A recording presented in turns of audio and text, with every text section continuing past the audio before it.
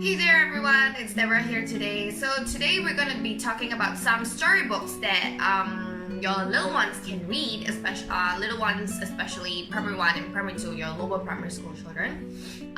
Here is the list of the books that we have picked out. They're interesting. I'm going to go through one by one. I'm going to show you what it looks like on the inside, a little sneak peek, and then a bit of the summary of the book. So let's get started. So, the first book, Dory Fantasmagory by Abby Hanlon. So, Dory basically has older siblings, but they wouldn't play with her, and she's not worried about that because she has a great imagination. She has a lot of imaginary friends, and yeah, this book is pretty much like imagination. And then here you have what it looks like on the inside of the story. Black and white pictures. You can see the words are not too many, not too overwhelming for your primary 1 and primary 2 children. And these are some of the reviews given by Amazon and Goodreads. So it's full of fantasy, as we can tell, it's full of fantasy because it's based on imagination. It has silly stories and it's hilarious and lots of pictures for the young ones. Yeah. Okay, moving on to the next one, we have Miss Petitfour by Anne Michaels. So this story is basically about Miss Petitfour. She's a cat lady. She loves cats. And she likes baking, she likes dancing with the cats, and she likes to fly. So all she has to do is just to pick up her tea party tablecloth and catch the breeze, and swoosh she goes flying. And of course with her cats following behind her. So this story is a bit like Mary Poppins. Okay, like Mary Poppins Adventures, flying here and there. And then here you have, there are some colored pictures in the book. This is what it looks like on the inside. And here are the reviews. So it's got to do with imagination again. Yes, it's a great family book. It has interesting adventures. And yes, and the illustrations are super cute as well.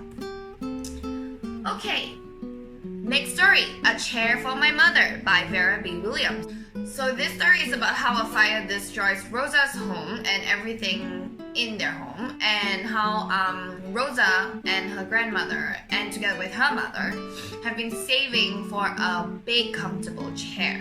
So this is what it looks like on the inside. Colored pictures, great for the little ones. And the reviews. So the reviews here, this story teaches children about saving, saving money. It's a great story to start with your little ones, to teach them how to save money. And yes, it's a great family book as well. So it's, yeah, teaching about, responsibility as well. Yeah. Okay. Moving on to the next one. Lyle, Crocodile by Bernard Weber. Okay.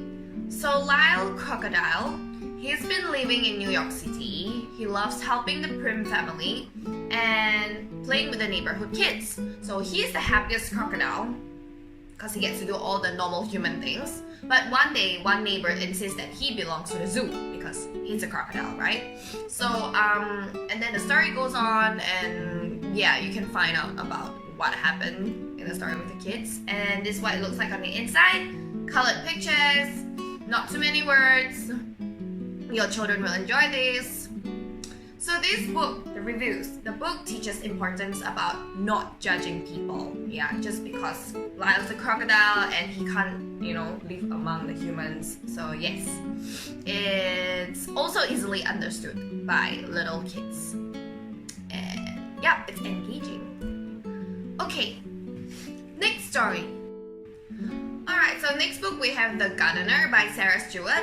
So this story is basically based on the Great Depression era setting. It's about this girl called Lydia Grace, how she brings positive impact to those around her, and her mission is to make her grouchy uncle smile. Yes, so it's a very heartwarming story. It's about how she helped her family, during the Great Depression. And this is what it looks like on the inside of the book. It has nice illustrations, very cool tone colors. Yeah. Okay. And these are the reviews. As you can see, it's a heartwarming story. It's a wonderful story. Grace is an inspiration to readers during difficult times. And yes, let's move on to the next one. The Patchwork Quilt.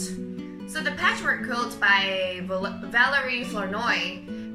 This story is basically about how Tanya, her mother and her grandmother, makes a beautiful quilt that tells the story of her family's life. So, and this is what it looks like on the inside of the book. Colored pictures, nice colored pictures. It's a very family book. You can read this together with your little ones. Yeah, and this is the review. So it's about, basically the story is about passing on traditions. It's also the tradition of quilt making and how some family has, they pass on certain things from generation to generation.